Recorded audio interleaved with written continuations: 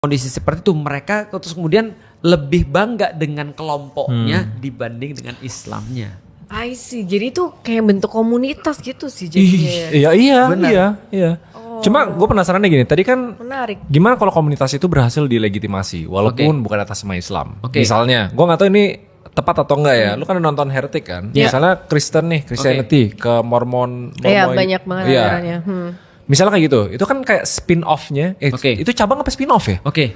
Daripada Islam ada nggak kayak gitu? Kayak Daripada kita spin-off-nya? bahas agama lain, kita bahas dikit aja. Iya, Contoh Islam, NU Islam. Muhammadiyah.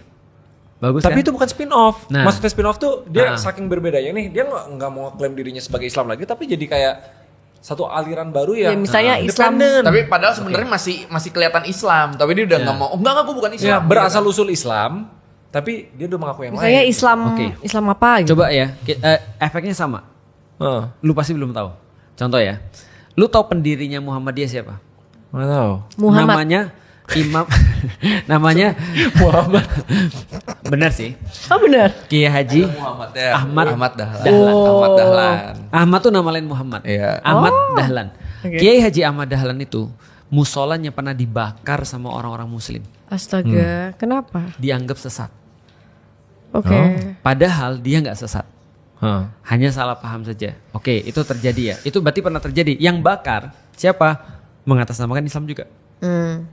Oke, itu satu. Tapi ada nggak orang-orang yang saking terus kemudian berbeda dia nggak anggap Islam lagi. Nah ini yang aku bilang dengan tadi bahaya mazhabisme atau bahaya kelompok-kelompokisme ini. Ketika kelompoknya sudah di atas Islamnya. Kalau dari ChatGPT sih pertanyaan gue tadi ada beberapa nih, misalnya dia bener-bener spin off nih, Ya. tapi asal usulnya dari Islam. Misalnya kayak Bahai Faith. Oke. Bahai.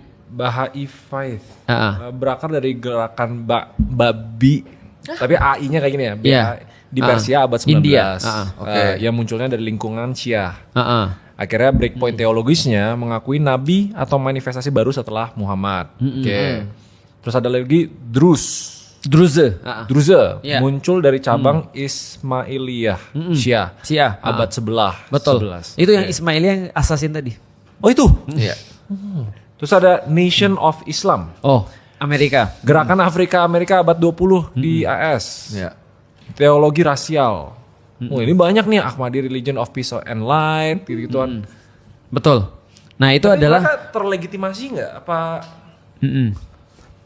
Mungkin jadinya kayak sekte aja sih mungkin ya Us.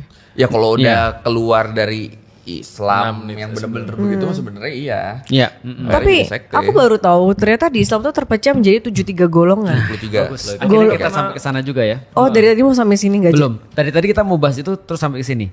Lama banget. Ya. Kata Nabi gini, orang-orang sebelum kalian daripada orang-orang ahlul kitab, berarti orang Yahudi dan Nasrani, itu terpecah menjadi 72 golongan. 73 atau 72? Nah, 72 kalau orang-orang ahlul kitab dari Oke. Yahudi dan Nasrani. Sedangkan kata Rasulullah, sedangkan kalian akan segera terpecah menjadi 73 golongan. Oke. Berarti sebelum Islam 72 jadinya.